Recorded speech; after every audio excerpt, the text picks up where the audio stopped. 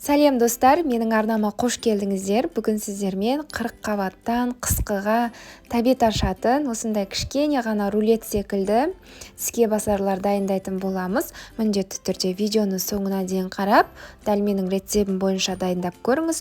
Ұнаса лайк басып, арнама тіркеліп кетуді ұмытпаңыздар. Ендеше тіске басарларымызды дайындап бастайық.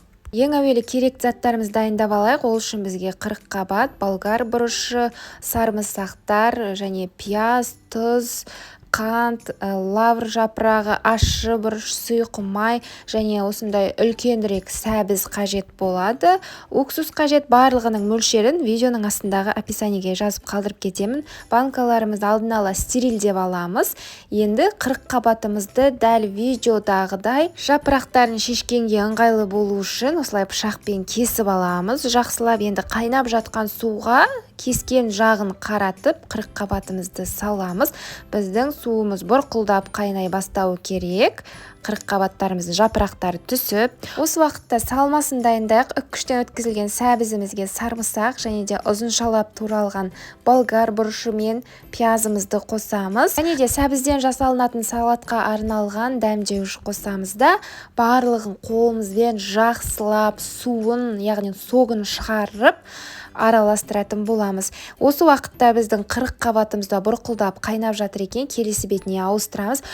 Естеріңізде болсын, бірақ біздің 40 қабаттарымыздың жапырағы өте қатты, жұмсақ болып пісіп кетпесін. Жай ғана суға бір қайнатып аламыз. Себебі жапырақтары қазір рулет секілді орағанға ыңғайлы болу үшін міне сыртындағы жапырақтар осылай шешіліп жатыр.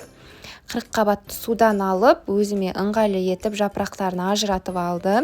Енді қалған қатты жапырақтарында тағы бір қайнап жатқан суға салып аламын, жақсы ыңғайлы шешілу үшін. Арнайы стерильденген шыны ыдыстарыма лавр жапырағын және үлкен қара бұрыштар саламын. Әрбір шыны ыдысқа 7-8 қара бұрыштан салдым, себебі менікі кішірек болды.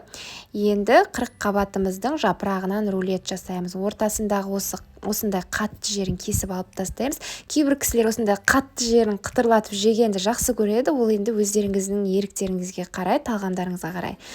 Міне екіге бөліп алдық. Енді ортасына сәбізден дайындалған салмасын саламыз. Сәбізді өздеріңіздің қалауларыңызша көбірек не азырақ салсаңыздар болады. Мен кейбіріне көп, кейбіреуіне аз салып жібердім. Неке осылай видеодағыдай орап кішірек рулеттерімізді дайындайтын боламыз. Егер 40 қабаттарыңыздың жапырағы менікіндей үлкен болса, екеу емес 4 бөлікке бөліп алсаңыздар болады. Сонда рулеттеріңіз осындай кішкентай әрі әдемі болып шығатын болады. Неке ортасына да салмасын азырақ салып, осылай рулет секілді ораймыз. Рулеттерімізді тығыздап шыны ыдыстарымызға саламыз. Көбісі салмасына сәбізбен сарымсақ және ащы бұрышты ет тартқыштан өткізіп қосып салады. Сонда да өте дәмді болады. Маған олай жасағанда ұнайды, бірақ бұл жолы ащы бұрышты барлық дайын болған рулеттерімнің үстінен осылай салып шықты. Шамамен осындай 2 шыны ыдысқа орташа көлемді 1,5 ащы бұрышты осылай жүзікше тәріздес етіп турап салып шықтым.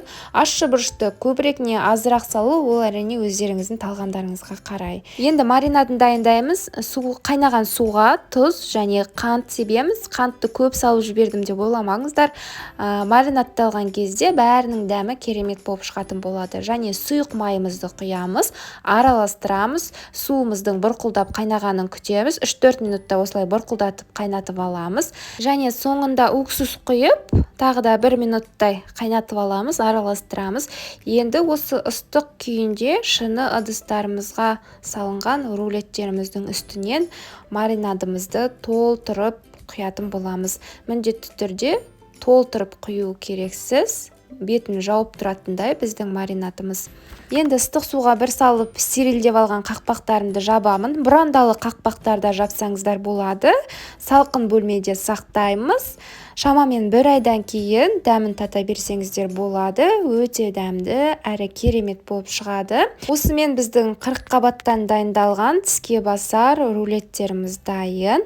Егер видео ұнаса, қазақша контентті қолдап, лайк басып, арнама тіркеліп кетуді ұмытпаңыздар.